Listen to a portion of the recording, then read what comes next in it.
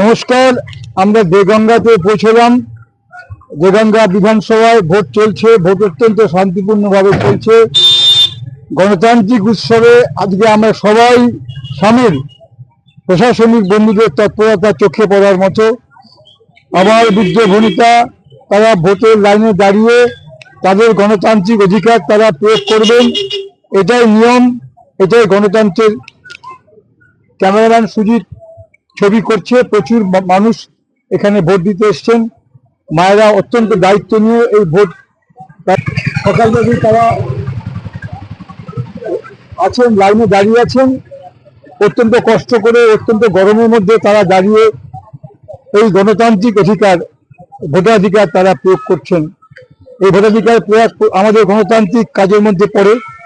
জেলা প্রশাসনিক বন্ধুরা আছেন, ইলেকশন কমিশন আছেন, ইলেকশন কমিশনের সাংবাদিকরা, মিডিয়া পার্সনরা আছেন।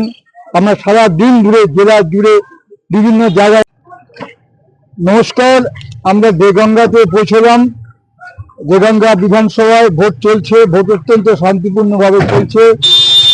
গণতান্ত্রিক উৎসবে আজকে আমরা সবাই সামিল। প্রশাসনিক বন্ধুদের তৎপরতা চোখে পড়ার মতো। আমার বৃদ্ধ ভনিতা তারা ভোটের লাইনে দাঁড়িয়ে তাদের গণতান্ত্রিক অধিকার তারা প্রয়োগ করবেন। এটাই নিয়ম, এটাই গণতন্ত্রের। ক্যামেরাম্যান সুজিত ছবি করছে। প্রচুর মানুষ এখানে ভোট দিতে এসছেন।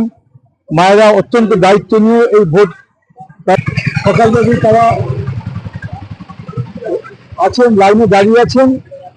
অত্যন্ত কষ্ট করে, অত্যন্ত গরমের মধ্যে তারা দাঁড়িয়ে এই গণতান্ত্রিক অধিকার, ভোটাধিকার তারা প্রয়োগ করছেন। এই ভোটাধিকার প্রয়োগ আমাদের গণতান্ত্রিক কাজের মধ্যে পড়ে।